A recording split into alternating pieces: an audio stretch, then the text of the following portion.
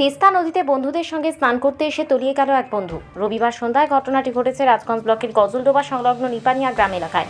তিস্তার জলে তলিয়ে যাওয়া যুবকের নাম রাজু রায়, বয়স 18 বছর। তার বাড়ি রাজগঞ্জ ব্লকের শিকারপুর গ্রাম পঞ্চায়েতের প্রধানপাড়া এলাকায়। পরিবার সূত্রে জানা গিয়েছে, গতকাল দুপুরে 3 বন্ধু মিলে স্কুটি করে গজলডোবা সংলগ্ন নিপাপানিয়া গ্রাম এলাকায় ঘুরতে আসেন। সেদিন বিকেলে 3 বন্ধু তিস্তার জলে স্নান করতে নামেন। তখন তাদের মধ্যে রাজ রায় তিস্তার জলে তলিয়ে যায়। বাকি 2 বন্ধু চিৎকার শুনে স্থানীয়রা ছুটে আসেন।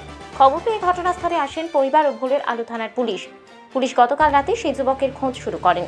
আজও সকাল থেকে সেই যুবকের খোঁজ চালাচ্ছে পুলিশ। এটা কালকে ওই আমাদের পাড়ারই ছেলে আর কি, বাচ্চা ক্লাস 12-এ পড়ে আর কি।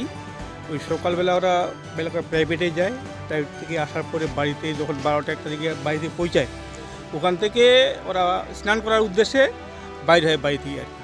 ওরা যে এদিকে আসবে কেউ ধারণা করতে পারেনি। ওরা বলছে অন্য জায়গায় সুইং যাইতে পারে আর কি। ওইখানটা এসে মোটামুটি 2:30-3টার দিকে ঘটনা। 3 জনের স্নান করার মাঠে তিস্তার জলে নামার পরে তো ওখানটায় মোটামুটি ও বলতেছে আমার একটু জলে পোষাবে না, আমি একটু গভীর জলে যাব।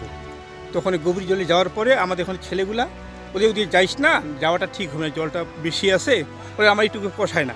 ওই যাওয়ার পরে ওখানটায় ওই কিছুক্ষণ পরে ও তো সাঁতার জানতো না, ওই তো ওখান থেকেও জলে তলায় চলে গেছে আর কি। তখন আর ওকে ধরতে পারেনি।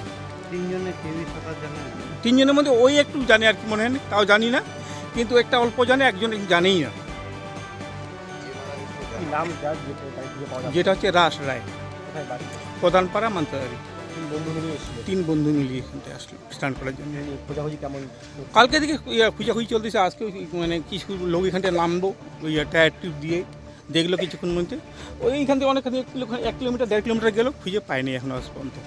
এখন প্রশাসনের বিভাগ থেকে ওরা বললো যে আমরা রায়গঞ্জ থেকে ডুবুরিকে কল করছি, ওরা কতক্ষণ এখানে পৌঁছায়। প্রশাসনের এটা তো নিপানিয়া বলা হয়, সরস্বতীপুর। আমার নাম ভূপেন্দ্রনাথ রায়।